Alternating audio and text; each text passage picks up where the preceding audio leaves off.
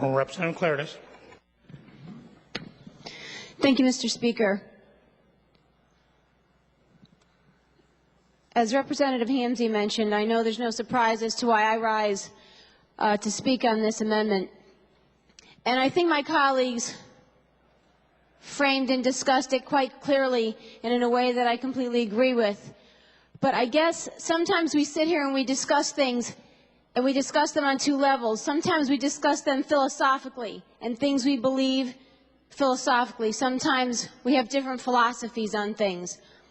And sometimes we discuss things because we actually disagree on specific issues separate from our philosophies, maybe because of the towns we're from or the areas of the state that we live in or different regions or what our personal backgrounds are and our experiences.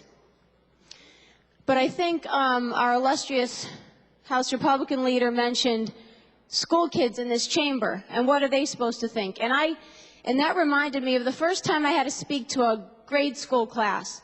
And I remember the day before I went, I said to my legislative assistant, what do I say to them? I mean, I didn't know what they wanted to hear. I didn't know what I was supposed to say to them. And they gave me this example of cookies, making cookies, which I found kind of silly at the time, and I'm sure others have seen that or heard that example. So I went in, and they said, what do you do?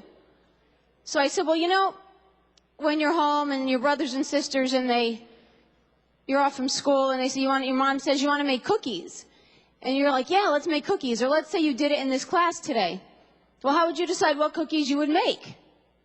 And they're like, well, I don't know. And I said, well, how many people like chocolate chip cookies? And how many people like oatmeal raisin cookies? And they all raised their hand. We picked 5 or 6 different kinds. So I said, well, how do we decide how we're going to make them? They're like, well, I want my kind. And the other one said, I want my kind. I said, well, in a democracy, we vote on it. That's what we do. So that's what we'll do in here. So we raised our hand, and the group of cookies that had the most votes, those are the cookies we were going to make. So they thought that was kind of cool, and I was kind of impressed with myself because I'd never done that, but I never spoke to a class of little kids and tried to explain what we as adults do, when I think a lot of us would have trouble figuring out what we do on certain days. But the interesting part of that is they understood that at that level, because those are decisions they make.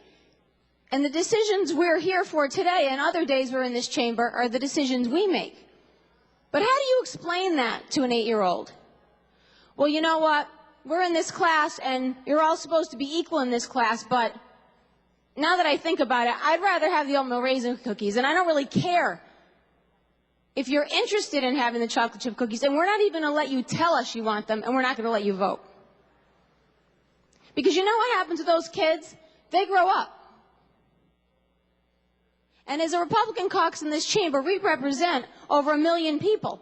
And those people write us letters and send us emails and come to our homes and see us in the supermarket and at the gas station. They tell us what they think. We send surveys out. You guys send surveys out. We all get different answers to different questions that are going on in this state.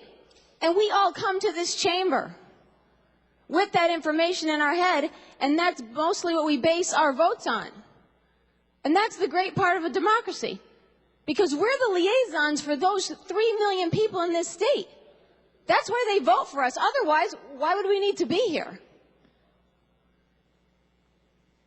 We complain, and we don't understand sometimes why there's apathy in voting, why people don't trust quote-unquote politicians, because they think their vote doesn't count. Well, maybe they think it doesn't count because they can't even get a vote on things that they clearly feel are important. They deserve a vote. Forget what we want. They deserve a vote. And the message we're sending today by not allowing even a vote, an up or down vote, is irrelevant. But a vote nonetheless and a discussion